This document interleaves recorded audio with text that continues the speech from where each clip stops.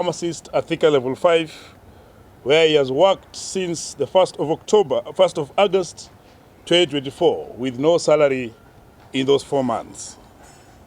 Earlier in September, we sadly lost Dr. Desire Mora under similar circumstances.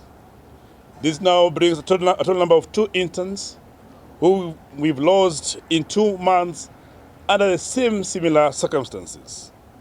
I'm also aware of 5 other interns who have attempted suicide. Unfortunately, were rescued and hospitalized. The only crime of these interns, those who have passed on and those who have attempted to take their lives, is only choosing medical career. On the 8th of May 2024, we called off our 56 days strike after the government promised to resolve the impasse within 60 days. 7 months down the line, we are still waiting. 7 months down the line, we are still negotiating. 7 months down the line, the courts have still directed us to go and talk with the government.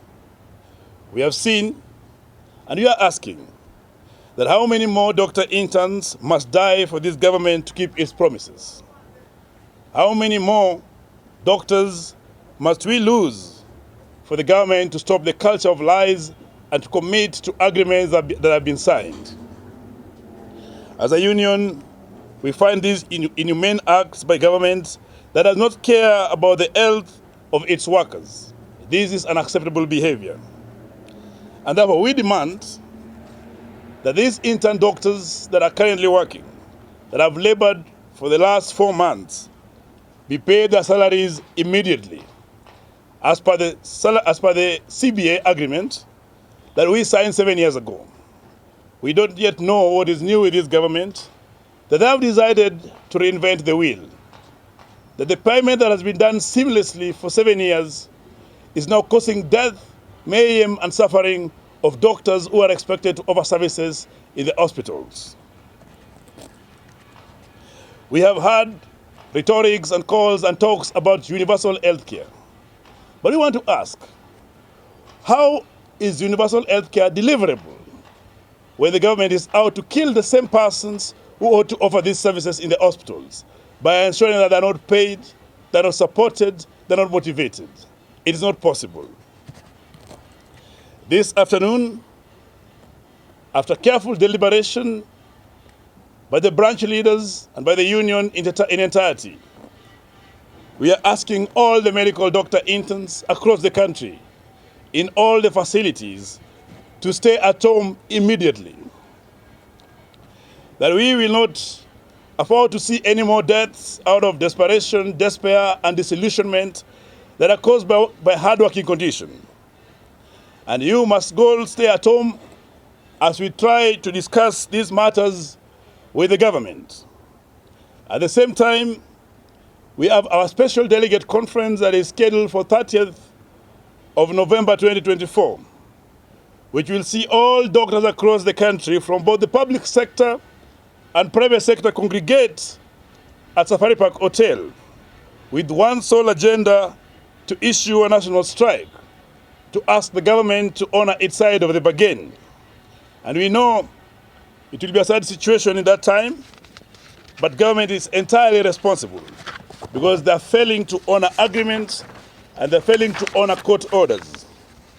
The government is solely to blame for the untimely demise of our 2 young colleagues, because they are the ones that have decided to dishonor agreements and to frustrate them at their places of work. And the government will equally take blames for the innocent Kenyans that will lose their lives during our total shutdown that is coming in the month of December. We are saying this without any fear of contradiction, that when we call strike, nobody should come to us and sell for us the aspect of goodwill or the aspect of negotiation, because 7 months is far too long for somebody to keep on saying promises. It will be time to implement the agreements that were signed and that have been adopted as court order. Thank you. So in summary, we are saddened by the 2 lives that we've lost. Because these are children of persons. These are human beings. These are persons that have gone to school and the persons that are dedicated to serve Kenyans. And because of undoing of the government, they have decided to erratically change what has existed for the last 7 years without any goodwill or good intention to solve it. As a union, we have tried to be patient and to negotiate with goodwill.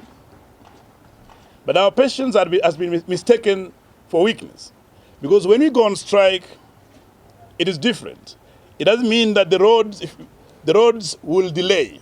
It doesn't mean if you go on strike that children will not go to school. When we go on strike, people lose their lives. It's a different case.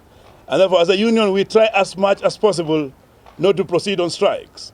But as we always say before, that we went on strike in the month of March because government had been on strike for 7 years. And I will say that we will go on strike in the month of December because the government does not care about the Kenyans. They are very much caring about deductions and about taxes, but not about the service delivery. That's why we will proceed. And at this time when we proceed, we'll be having a return to work formula that ought to be implemented, that the interns ought to be paid before we resume duties, that the doctors ought to be paid monies owed to them before we resume duty. We will not be going on strike and asking to sit down and negotiate. We will be going out and asking to have the outcomes seen before we resume duties, because the government seems not trustworthy anymore.